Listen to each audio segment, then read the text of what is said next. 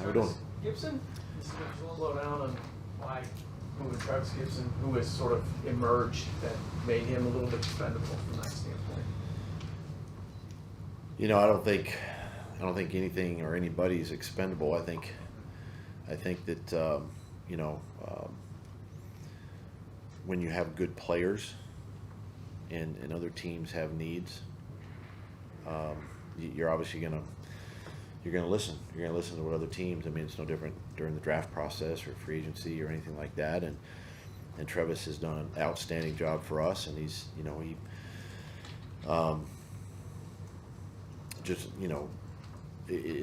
I think it's a good situation for him. It's a good situation, for the team he's going to, and obviously the compensation, for us, and it's a win-win. It gives him an opportunity to play, and he put good tape out there, his play, and wish him nothing but the best. Spoke with him this morning, and he's happy and excited for the opportunity. How happy are you with the development of your young guys at that position beyond Josh, Trayvon, and Armstead? Good. Obviously, Miles has really improved. DJ Coleman's another one that's improved a little bit and over through camp and the off-season program, and it's what you want. It's your development. It's what we talked about, going back to day one, right? And how we develop the roster and a good situation. You're about a month in now since you guys opened camp. Are you happy with the progress that the team has made over that time? Yeah, I'm happy, but you're never satisfied, right? I mean, there's still work to do, and we can continue to get better. And we haven't seen all the pieces. I mentioned Eric. I mean, we haven't seen him, but we know who he is. It'll be good to offensively to get Christian back and get him back in the offense, and but yeah, pleased with the development of the entire roster.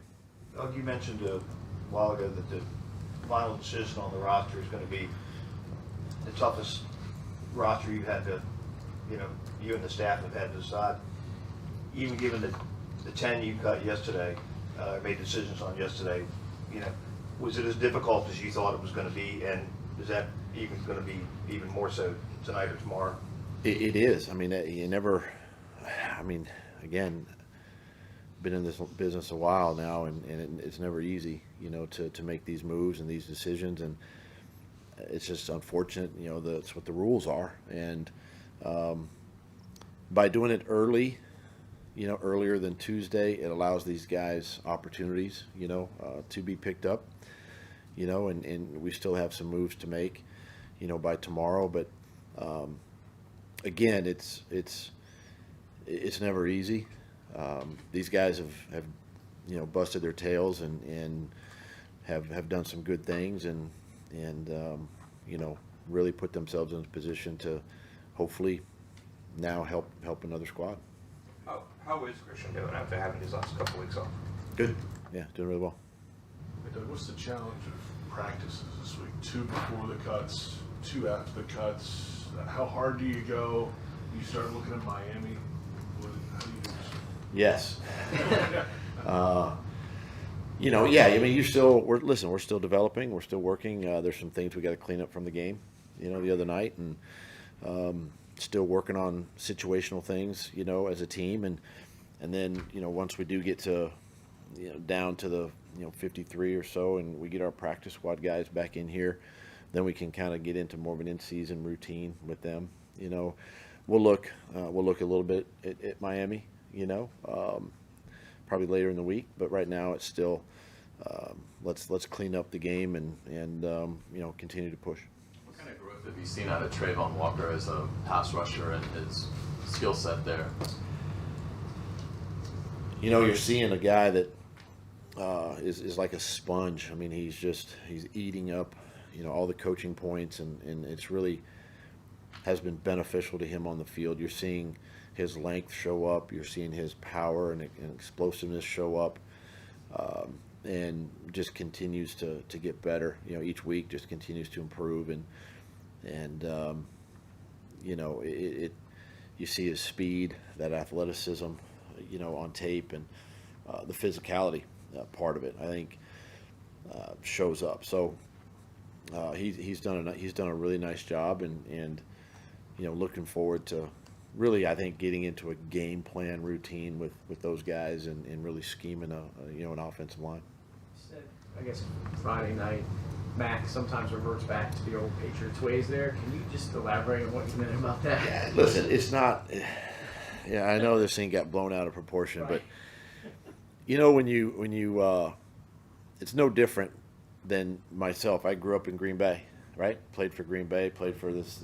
And you learn certain things. So, you go somewhere else. Like I went to Cleveland, and you revert back terminology, hand signals. Plays, things like that. That's what you're talking about. And sometimes he pulls out an old hand signal or throws out some old terminology or something, because that's what he's known, right? That's what he's been a part of for the last several years. And it's not a slight, a knock, or anything. It's just that's what I meant, and he, like I said, he's been great. He's been great for the room. He's played extremely well, and we got to keep continuing to grow, and it's just sometimes, especially as quarterbacks, and as astute as he is, and he studies the game extremely well, just the terminology and learning our way, and how we do it, and that's what I meant by it. It seemed like Trevor had some success under center against Atlanta. How have you seen him kind of grow there? Because I'm sure he didn't probably do much of that before the NFL. I don't think he did any of it, in college. Gene, why are you back there? I just looked up and I'm like,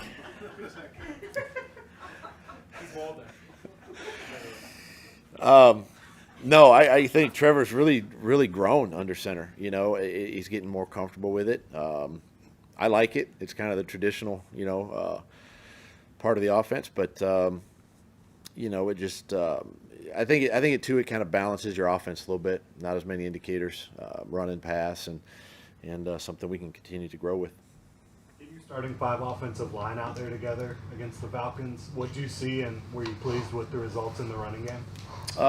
Yeah, I saw these guys really kind of roll off the ball. I know 2 really good drives, to end in touchdowns, and I thought these guys did a really good job playing together. Communication, there was great communication on the sideline between those 2 series right there, and saw some physicality, in the run game, which is good to see.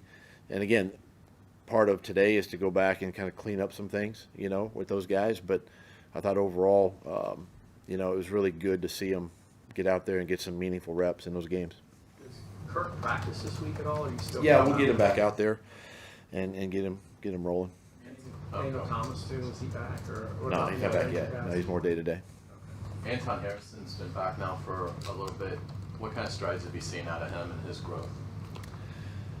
I mean, he's just probably he's playing really well. Actually had a really good camp.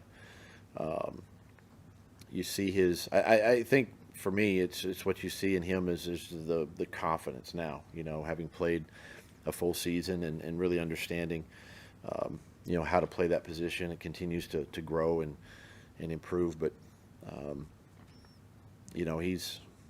he's been one of the bright spots of camp, and excited to watch him, get the season going.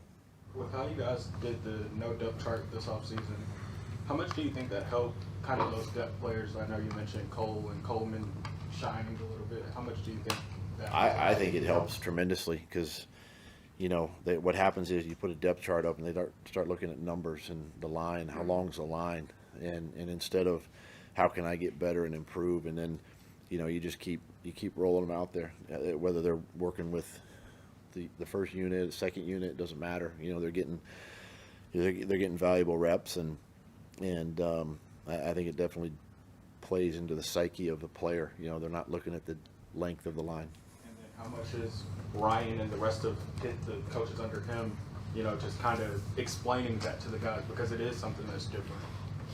Yeah, I mean, it's one of the things that as coaches, you got to over communicate clarity, and players know right up front that this is the way it's going to be, you know, and you're going to get your opportunity. You're going to be out there with, you know, it'll be you, whoever it's DJ or Miles Cole, whoever that is. You're going to be with Josh or Trayvon or one of those guys out there, you know, and it's just a matter of how, you know, how you perform in that moment. What kind of depth do you think you've built along the offensive line? Because it seems like that's going to be potentially a lot of tough decisions. I think there's really good depth. I mean, you think of what, you know, obviously Walker Little's unfortunately, yeah, he's a backup, but he's a starter in this league. The way Cole has performed, the way Blake has performed, Cooper, how he's come along. I mean, there's some, and even you know, Javon Foster. I mean, we've seen strides in him throughout camp. I mean, it's tough, you know, because you see it every year where teams lose an offensive lineman, you know, knock on wood, and so they're always looking, you know, for big bodies, and it's, you know, for me, you just don't, and Trent's the same way. You just don't want to give them up too easily, and you know, these guys have done a nice job giving us that depth. Anybody else for coach? That'll do it. Thanks, Doug. Thanks.